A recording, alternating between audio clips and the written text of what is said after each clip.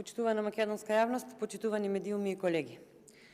Како што веќе ви е познато, владата предводена од Социјалдемократскиот сојуз и ДУИ, која себе си се нарекува храбра, немаше храброст за јавна дебата. Немаше храброст да се одважи и да издвои еден ден за да се продискутира за предлог закониве што ги смислила и ги нарекла даночна реформа, и тоа со оние на кои всушност се однесуваат самите закони. Денес дискутираме за предлог законот за изменување и дополнување на законот за додадена вредност, секако како што си е ред и пракса во овој законодавен дом, по скратена постапка, иако власта знае дека на закони кои имаат фискални импликации не се ставаат европски знамиња. Власта знае дека нема ништо европско во законите, но одлучила упорно да си ги прошверцува, затоа што така функционира оваа власт, секогаш кога станува збор за личен интерес.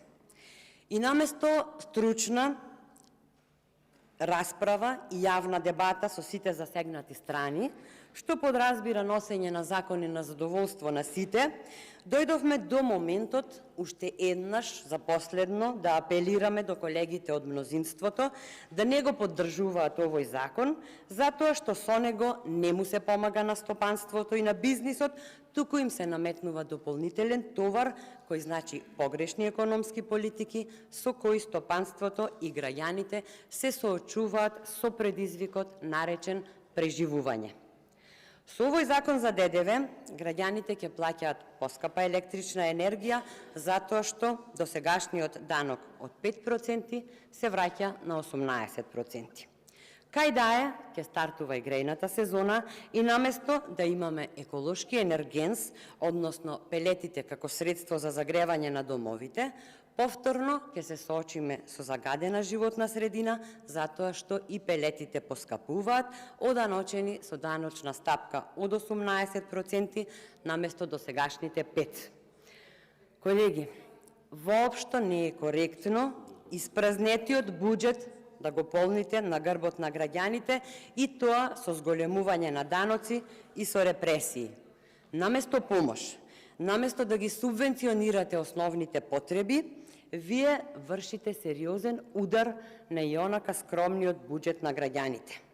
Над 50.000 фамилии во државава кои користат пелети како огревно средство во зимскиот период, сега ќе мораат да платат за 3 пати повисоки давачки кон државата за предстојната зима. Според пресметките, секое семејство во зимскиот период со купување на пелети од својот буџет ќе треба да издвои дополнителни 6.000 денари повеќе за давачки кон државата преку зголемениот ДДВ од 5 на 18%. Кој ќе профитира од ваквите владини пресметки, се знае. Фирмите од ДУИ и Социјалдемократскиот сојуз, кои веќе тргуваат со ова огревно средство. И производителите на пелети бараат да не се зголемува ДДВ-то, но кој да ги чуе и кој да ги разбере граѓаните кои веќе вложиле во овој вид на загревање. Затоа, колеги, сакавме дебата, за да образложиме зошто е важно да не се зголемува ДДВ-то, се со цел домакинствата да продолжат да се грејат на пелети и колку толку да ја заштитиме животната средина. Ама, зар влада, која буквално ги брка сопствените граѓани од државата, ќе мисли како и со што ќе се греат. Понатаму, се зголемува данокот од 5 на 10% и за некои прехранбени производи, ама од ова транспарентна влада нема информации за тоа за кои точно производи станува збор. Значи, власта си направила безчувствителни калкулации и математики и таму некаде, за затворени врати, си одлучила кои производи ќе поскапат, па како јавноста да не е засегната, листата на тие производи е недостапна. Во владиното соопштение си навеле дека тоа е за храна која не се смета за основен прехранбен производ, ама пак ние сме сведоци пред известно време дека и перките од ајкули и октоподите беа сврстени во основни прехранбени производи.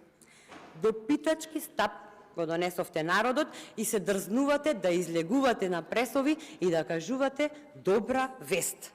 Одамна немаме добра вест во државава. Да, треба да се зголемат платите, ама требаше да се зголемат навреме пред да ја избркате младината.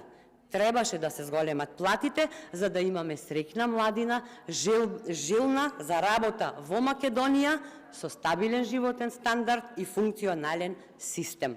Со катастрофалните економски политики креиравте недостиг на работна сила и тоа, за жал, за вас значи успех и добра вест. Допрва ќе се одлучувало кои тоа прехранбени производи ќе се оданечувале со повластена даночна стапка. Што ќе добиеме, колеги? Повторен скок на инфлацијата и тоа воопшто не е добро. Не знам дали сте свесни дека со овој закон министерот за финансии добива можност сам да си ја определува листата на производи кои ќе поскапат. Што да кажам за деловниот амбиент и за бизнис климата во Македонија? Замрзнете цени, одмрзнете цени. Намалете данок, зголемете го данокот. Бизнис секторот не може да ги допрати секојдневните измени на закониве што ги правите, а камоли да се прилагоди на истите. Од најголемата комора во земјава апелира, наместо да се зголемуваат даноци кои ќе ги погодат токму оние кои плаќаат, државата конечно да изнајде механизам и да ја спречи сивата економија, а оние кои не плаќаат даноци да почнат да го прават тоа. Многу е едноставно. Но со новава даночна реформа државата си испланирала да собере околу 140 милиони евра. Зошто и се потребни на владата овие 140 милиони евра? За да си го покрие неодговорното и недомакинското работење. 53 милиони евра плативме само за надзор за изградба на коридорите 8 и 10D. Над 18 милиони евра ќе платиме поради грешките на министерот за финансии заради издадената, па повлечена, па реиздадена еврообврзница. Го раскинавте договорот за изградба на клинички центар во Скопје, за кој имавме 20 милиони евра казнени пенали, за клиничкиот центар во Штип и така натаму. И така натаму.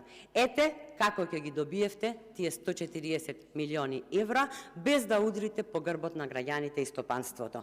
Ама на оваа влада и е многу полесно да удри по граѓаните и компаниите, наместо сериозно да се зафати со работа.